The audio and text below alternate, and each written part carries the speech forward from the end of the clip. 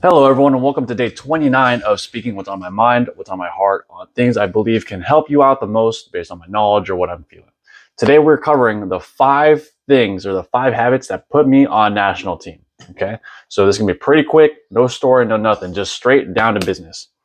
First thing to do, if you have not done it already, you need to start visualizing daily. Why? Because when you're visualizing daily, you're imagining what's happening, you're seeing it first person, and you're getting free reps in without costing your body any cardio. It doesn't cost your body any cardio or physical fatigue to close your eyes and think about doing the move and feeling it in your body. But your mind at the same time is still, whether you're doing it for real or not, is tightening up those neural pathways as if you were actually practicing. Many of you have heard my other analogy, or not even analogy. It was a case study done on basketball players where they had a group of basketball players. They had one group shoot the basketball, and over a course of a month, they got 25% better. They had another group that did not shoot the basketball at all, but just thought about shooting the basketball, and they got 23% better. And then they had a control group that got like really marginally better. It wasn't even significant. So the biggest thing you can do for fastest improvement, I would say, is start visualizing daily. Visualize the techniques you need to do, visualize the situations you need to get over, visualize the bad situations and how you get out of them, visualize getting a bad call and fixing it in your mind so it doesn't affect you at all. Just visualize, visualize, visualize. So that way when you're in the ring for real, it's not the first time. That's the biggest thing. So visualize.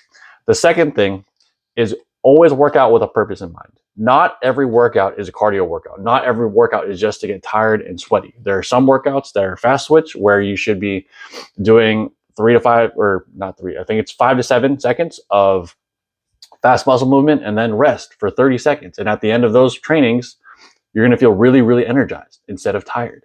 You're going to feel like super fast. And if you do that over 2 or 3 weeks, you are definitely going to see you're definitely going to see improvements in speed. Then same thing for weightlifting. When you're lifting weights, you're not working cardio in the weight room unless that's what the assignment is. When you're lifting weights, the point is get stronger or bigger. So lift, you can do hypertrophy lifts, you can do power lifts, whatever it is, whatever your goal is, keep that in mind, whatever phase of training you're in, keep that in mind as you're lifting. So just because you're not getting more tired doesn't mean it's not a good workout. Every workout should have a goal. And then obviously if it's technical, the main focus is the technique. And then the last one is if it's endurance, like it's endurance. So push yourself, and you should be tired at the end of it. You should be tired at the end of an endurance workout. If you're not tired, it's a waste of workout. Just like if you did a strength training workout, but you're using 1 pound weights and you didn't get stronger at all, it's a wasted workout. So keep your training purpose in mind as you train. The third thing is to compete on every single drill. And I mean like almost every drill, maybe besides warm-ups. Even warm-ups, actually, if I'm stretching and doing dynamic stretches behind doing warm-ups, I am trying to outstretch the person next to me. I'm trying to make sure my body is more lean or more flexible than the person next to me. Obviously, with my hamstrings, those of you who know me, I failed with my hamstrings, but every other part, I'm trying to make sure I get full range of motion. Do I have the most range of motion on this? And if the drill is complicated, it's a hard kicking combination, be the person who's trying to get the drill down perfectly the fastest. If the drill's about speed, try and be the fastest person. Now, when I was doing this, I was a heavyweight, and it didn't matter to me. If the flyweight or the fin weight was standing next to me in the drill line and we're doing the drills, I'm still racing the fin weight. I race the fin weight on every single drill, every single time, no matter what, given if it's actually an endurance workout or whatever. Obviously, if it's technical workout, I'm focused inward. And then same thing with power. If someone's, when we're in Korea or another country's kicking, if someone else is kicking on the floor with me, I'm working on strength for that day for the kicks, I am trying to out kick that person in strength every single time. Every time, every drill, you should be competing against the people next to you. That's why, internal competition is good, but if there's people outside that you can use for inspiration, use them. Just use them. They're there. Compete. It's like you can see clearly if the fin weight is beating you. And so if they are, speed it up. Try and beat them. Try and compete on every single drill, and your competition and the way you push yourself is going to help you succeed in the future. So just keep that in mind, okay? Then the next part, another thing to keep in mind is as you're doing this, you're going to get stronger and stronger and stronger. And eventually, you're going to be the top of your pool.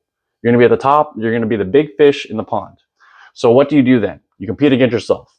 Not quite. You find a bigger pond. So if you're doing that, you want to go, there's probably a school near you. If there isn't, sometimes you're going to have to travel. Sometimes you're going to have to save up to travel, but you need to be fighting and constantly fighting and getting better and better opponents around you, because better opponents will hit you in different ways. They'll have different ideas with how to deal with your game. And the more of those ideas you can and weaknesses you can address before things are on the line, before national teams on the line, before team trials is on the line, the more of those you can address before those things are on the line, the better your game will be. So always find bigger ponds to fight in, or find bigger or better people to fight in.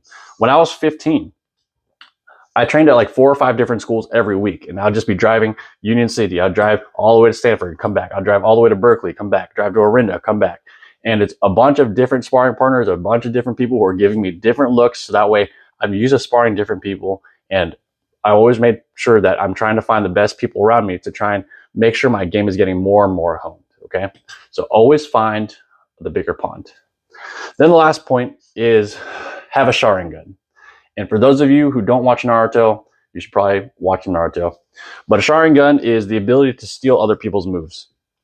So when, for example, the inside double I made a tutorial on, I actually stole that move from the guy who beat me in the junior national team, Cody Thontavi. And I saw his inside double, and I was like, whoa, that's pretty cool looking, and it makes a loud sound because it's super strong. I'm gonna take that and make it mine. So I was able to do the inside double, and I was like, what if I bend my knees the way Jason Alvarez used to teach me to bend my knees? And that's why I have that little pocket double now that Korea and other countries are starting to do. But a lot of my techniques were, you don't have to reinvent the wheel. If someone already has a spectacular technique and it looks awesome, and the technique in the context they can use it in is perfect, you don't have to not use the technique just because someone else used it. You could use that technique right now, just practice at home. So whenever you're going around, in addition to going to these different schools and fighting different people, look for techniques that you want, or look for the guy who has the best technique and figure out how he's doing it.